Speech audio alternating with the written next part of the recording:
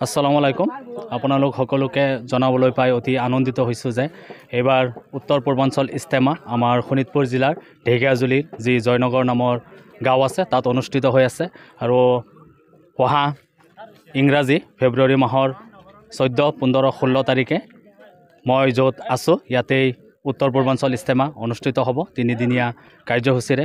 আৰু ইয়াত অকল আমাৰ অসমৰে নহয়, গোটেই উত্তৰ পূৰ্বাঞ্চলৰ যিসকল মুছল্লি আছে সকলোৱে আহিব। ইয়াত আহি পেলাই একত্ৰিত হ'ব, নামাজ হ'ব, বিশ্ব শান্তিৰ কাৰণে দোৱা হ'ব, অসমৰ কাৰণে দোৱা হ'ব। আৰু বিশেষকৈ এই ইস্তেমাৰ জৰিয়তে আমাৰ যি সাতাম পুৰুষীয়া ভাতৃত্ববোধৰ এনাজৰীডাল শক্তিশালী হ'ব। আৰু মই বৰ্তমান যিটো পথাৰত আছোঁ এইটো এটা আমাৰ হিন্দু মুছলিম একেলগে থকা এটি এলেকা আৰু তেনেকুৱা ঠাইতে এইবাৰ আমাৰ উত্তৰ পূৰ্বাঞ্চল ইস্তেমা অনুষ্ঠিত হৈ আছে। আৰু ইয়াত অকল আমাৰ মুছলমান মানুহ বুলিয়েই নহয়, হিন্দু মানুহসকলে আমাক সহায় সহযোগ কৰি আছে। তো আপোনালোকেও আহিব, যোনে যেনেকৈ পাৰে ইয়াত শ্ৰমদান কৰি দিব। আৰু আপোনালোকক ডেটটো মনত ৰাখিব, অহা ফেব্ৰুৱাৰী মাহৰ 14, 15, 16 তাৰিখে শোণিতপুৰ জিলাৰ ঢেকীয়াজুলি টাউনৰ ওচৰৰ যি জয়নগৰ নামৰ ঠাই আছে তাতে উত্তৰ পূৰ্বাঞ্চল ইস্তেমা অনুষ্ঠিত হ'ব।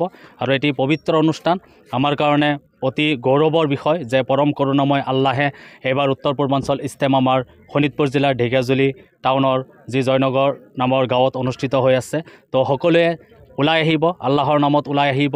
এটি মহৎ অনুষ্ঠান আৰু আমি সকলোৱে মিলা প্ৰীতিৰে এই অনুষ্ঠানটো সফলমণ্ডিত কৰিব লাগিব। তাৰ কাৰণে সকলোৱে দোৱা কৰিব।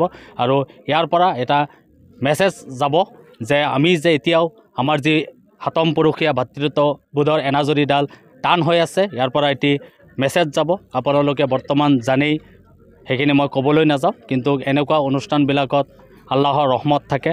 তো আল্লাহৰ এটি পবিত্ৰ অনুষ্ঠান, সকলোৱে আহিব, আল্লাহৰ নামত ওলাই আহিব আৰু আহি পেলাই ইয়াত ইস্তেমাস্থলীত একত্ৰিত হ'ব। তিনিদিনীয়া যি আমাৰ ইস্তেমা অনুষ্ঠিত হ'ব তাত আহিব। আৰু ইয়াৰ পিছত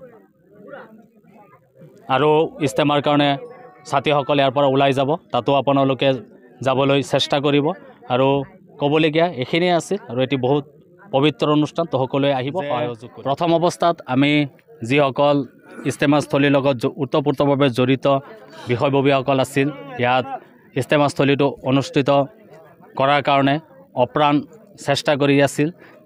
প্ৰথম অৱস্থাত অসম্ভৱ যেন লাগিছিল, কিন্তু যেতিয়া দিন পাৰ হৈ গৈ আছে পৰম কৰুণাময় আল্লাহৰ কৃপাত আপোনালোকে পিছফালে দেখিবলৈ পাইছে এটি বৃহৎ ডাঙৰ পেণ্ডেল নিৰ্মাণ কৰি থকা হৈছে আৰু ইয়াত হাজাৰ হাজাৰ বাঁহৰ প্ৰয়োজন হৈছে।